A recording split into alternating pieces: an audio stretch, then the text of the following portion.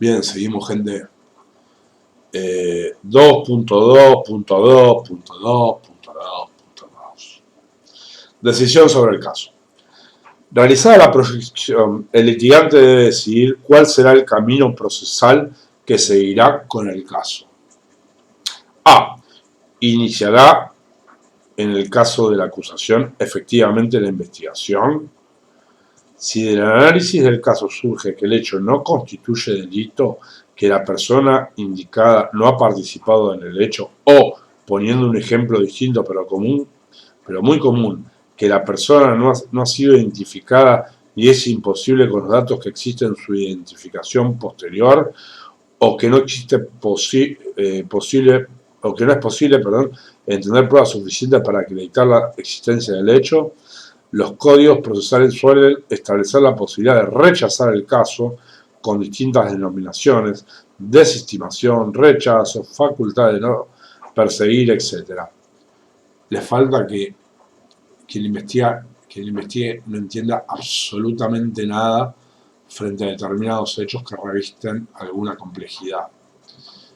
Y nada, les lleva tiempo y trabajo comprenderlos, estudiarlos, ¿sí? Si es un homicidio lo entienden, si es un robo lo entienden, una estafa lo entienden, hasta ahí las estafas, ¿sí? Alguna vez Binder dijo: el abogado penalista es el que transforma un incumplimiento contractual en una estafa.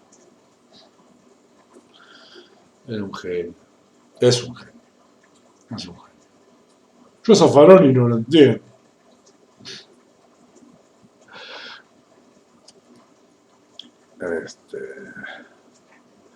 Esta es una primera cuestión. Esta es una primera decisión posible para el acusador, donde la defensa tiene también intervención, ya que puede demostrar al acusador la imposibilidad de ir adelante con el caso y, en consecuencia, obtener esta decisión de su parte. Otra posibilidad existe para la acusación en el mismo sentido: es la renuncia a la persecución penal a través de la aplicación de un criterio de oportunidad. En esta segunda posibilidad, existiendo un hecho constitutivo de un delito, la acusación considerará, ya sea a partir del análisis propio o de la instancia de la defensa, recalcando nuevamente que la participación de la defensa en las decisiones que tome la acusación es importante y puede influir en la solución temprana del caso, que cae en la categoría de la escasa relevancia social, la pena natural para la persona imputada, la posibilidad del perdón en caso de condena o la posibilidad de una pena mayor en otra persecución penal, que suelen ser criterios de oportunidad regulados en los códigos de procedimiento penal con más frecuencia. En función de alguna de estas situaciones, que es importante recalcarlo, deberán ser acreditadas con hechos del caso concreto. La acusación podrá solicitar la procedencia de un criterio de oportunidad y terminar el caso en un momento inicial. Ojo, a veces que me archiven la causa, si soy completamente ajeno al hecho, no sé si me conviene, ¿sí? Y poder pedir el sobreseimiento, creo que luego de un año, dependiendo del monto de la pena abstracto, o luego de 2 o 3 creo, con el mismo criterio, ¿sí? B. Al iniciar la investigación, ¿cuál será el camino procesal que le dará a la misma? 1. Buscará un convenio. Una de las tareas que deberá realizarse en términos de decisión, si se define el inicio de la investigación, será explotar las posibilidades concretas de llegar a un acuerdo que posibilite la aplicación de una salida alternativa: conciliación, suspensión condicional del procedimiento, como ejemplos, ¿no? Ya hemos hecho mención de la complejidad de fijar un proceso con múltiples caminos frente a la forma de trabajo anterior, donde todo seguía el mismo camino. Cuando estudiemos cada audiencia en particular, veremos algunos de los criterios a tomar en cuenta para evaluar la posibilidad de una salida alternativa. Pero asumamos de inicio que este es un trabajo de análisis que obliga a ambas partes. Si la acusación no ha evaluado la posibilidad de una salida, bien puede ser la defensa quien la promueva a partir de conocer los intereses y posibilidades reales de la persona imputada. 2. Buscará un proceso simplificado. En aquellos casos en que exista prueba suficiente y la acusación considera que llegado el momento del juicio obtendrá sin problema la condena solicitada, podrá buscar un procedimiento abreviado como forma de evitar el tiempo del juicio y dar una solución más pronta al caso. Nuevamente aquí la defensa tiene una participación importante, ya que puede buscar la aplicación de esta medida como una forma de evitar una pena mayor para la persona imputada, y ese será un factor clave a la hora de analizar la conveniencia o no de someterse a esa posibilidad de culminación del proceso. 3. Buscará llegar a juicio. En aquellos casos en los que la acusación considere que es necesario llegar a juicio y posible obtener la evidencia suficiente y posee, o cree posible obtener la evidencia suficiente para acreditar la existencia del hecho, responsabilidad del imputado y procedencia de la pena, la decisión se orientará a utilizar el tiempo de la etapa preparatoria para obtener esos elementos y presentarlos en un juicio oral. Aquí la defensa se preparará, como se ha mencionado más arriba, para cuestionar las afirmaciones de la acusación y lograr una sentencia favorable para la persona imputada. C. ¿Qué herramientas procesales precisarán ser utilizadas durante la investigación? Aquí una de las preguntas cruciales será para el uso o no de medidas cautelares y, en caso afirmativo, la decisión por la cual será la medida cautelar a solicitar al juzgador. Dado que en este punto de desarrollo específico del manual nos remitimos a la parte correspondiente para profundizarlo. Respecto al juicio abreviado, hay límites, ¿sí? No todo delito puede ser susceptible de ser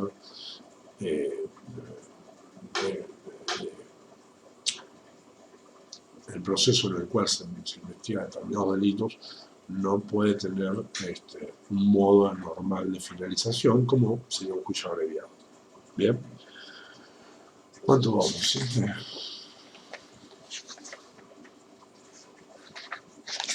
Vamos.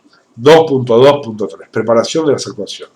Respondida a las preguntas del apartado anterior, la siguiente tarea del litigante será prepararse concretamente para las audiencias que surjan en relación a la decisión que haya tomado. Esa preparación implica elaborar una lista de necesidades puntuales para la audiencia. A. Ensayo de argumentación. El litigante debe ensayar sus argumentaciones de acuerdo a los objetivos concretos que persiga con su solicitud.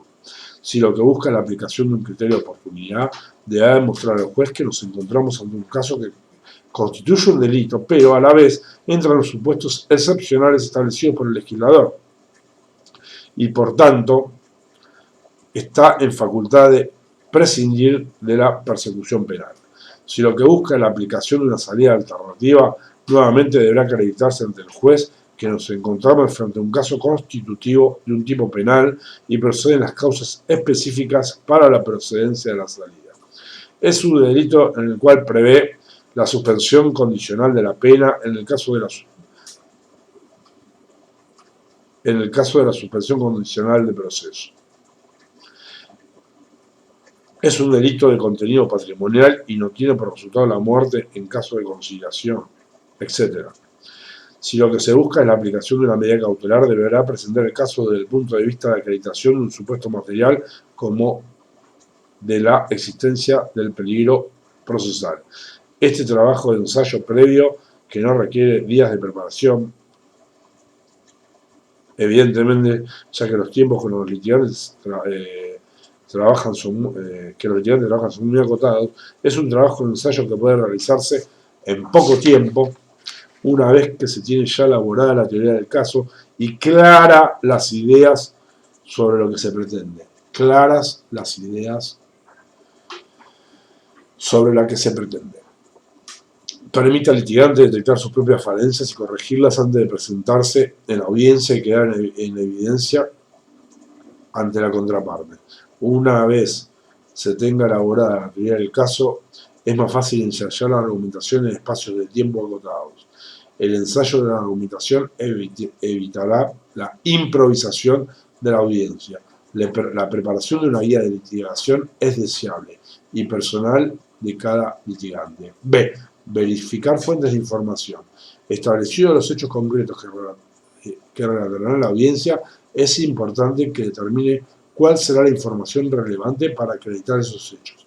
Por ejemplo, si la acusación decide solicitar la detención preventiva en función de la existencia de peligro de fuga porque el imputado no tiene arraigo, deberá realizarse un trabajo para verificar esta situación, entrevista al jefe del imputado, a los vecinos o probables amigos, etc. Jefe del imputado, o sea, sobre todo si es un delito contra el patrimonio, perdió el trabajo. ¿Sí? Yo no sé a qué se dedica Alicia Lorenzo, pero está muy bueno lo que escribe, ojo.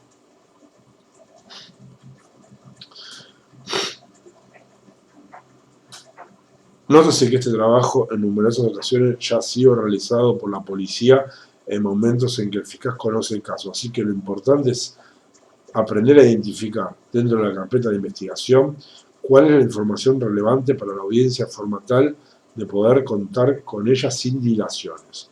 C. Preparar material de documentación necesaria para la audiencia. La parte debe estar preparada para acreditar cada una de sus aseveraciones. Si, por ejemplo, la parte acusadora sostendrá que el imputado no tiene una relación laboral fija, es importante que tenga a mano el acta de entrevista que se tomó con su empleador, en caso de que la defensa cuestione la veracidad de esta.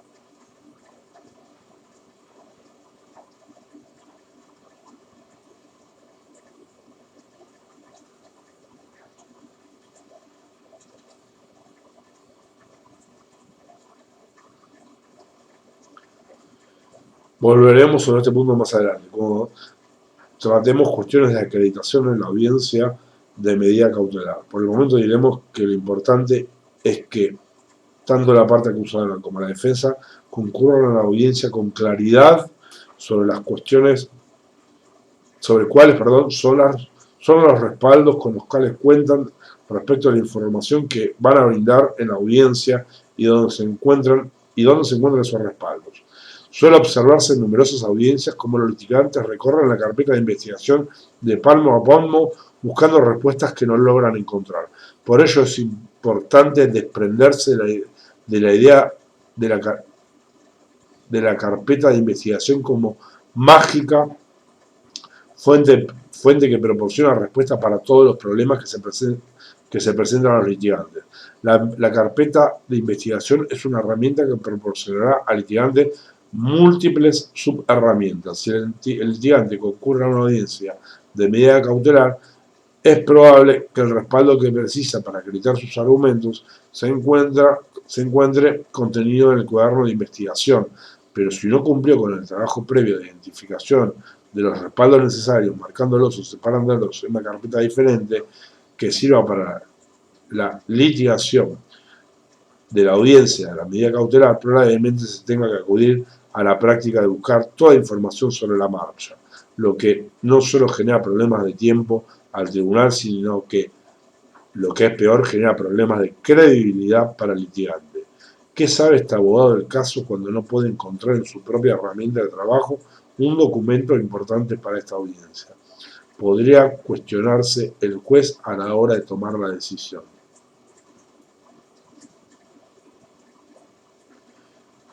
Pero ¿qué sabe o qué deja de saber el abogado? Y eso adoptarlo como parámetro para que el juez tome una decisión, como les gusta a ustedes. Sancionen al abogado, permitan actuaciones al colegio público de abogados, pero no perjudican al cliente, al imputado. ¿Sí?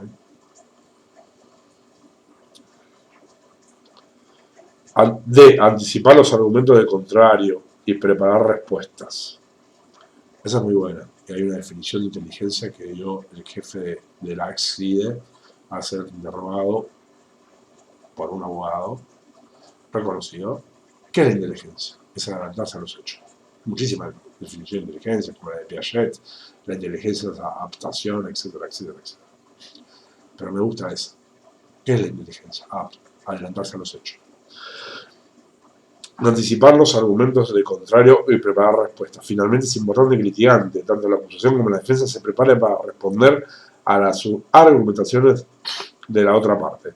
No podemos jamás perder de vista que uno de los principios fundamentales del proceso acusatorio es la contradicción. La posibilidad de que sea la otra parte la que realice su control de calidad sobre la información que el litigante trae ante el juez. En función de ello, el juez siempre estará interesado en conocer y analizar los cuestionamientos que la otra parte realice a las afirmaciones que el litigante genere en la audiencia. Si como litigante no me preparo previamente más que para responder, adelantarme a esos cuestionamientos, mi trabajo quedó incompleto. Por ello, en el caso de la acusación, una vez definidas las solicitudes que se realizarán, las solicitudes que se realizarán, el siguiente punto a trabajar será pensar cuál será la posición de la defensa, por dónde podrían venir sus cuestionamientos y qué elementos existen para contestarlos. La argumentación eficiente deberá considerar los argumentos y deberá plantearlos en la intervención. La práctica de la litigación nunca puede depender de la negligencia del contrario y mucho menos de la suerte, el razonamiento. Ojalá que el defensor no se dé cuenta de esto.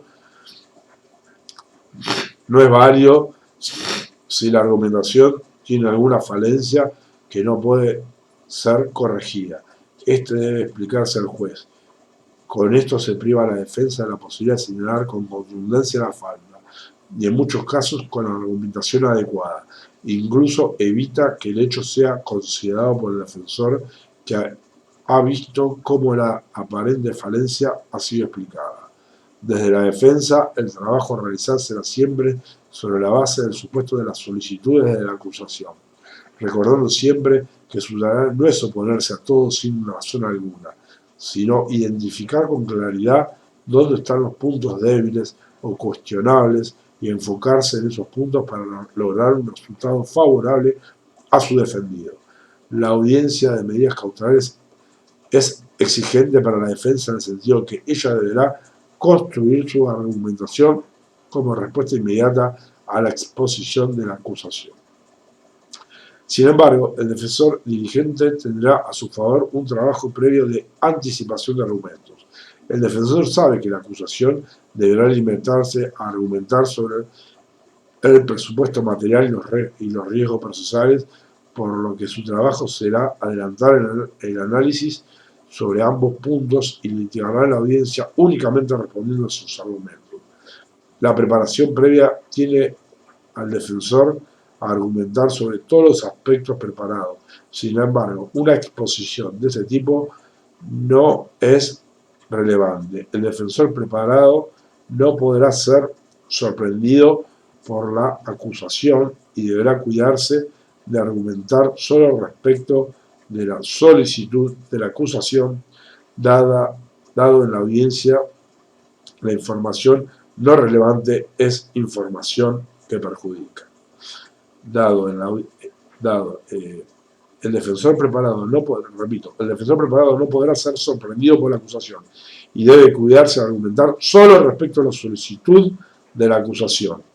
Dado en la audiencia, la información no relevante es información que perjudica. Ahora voy a hacer un párate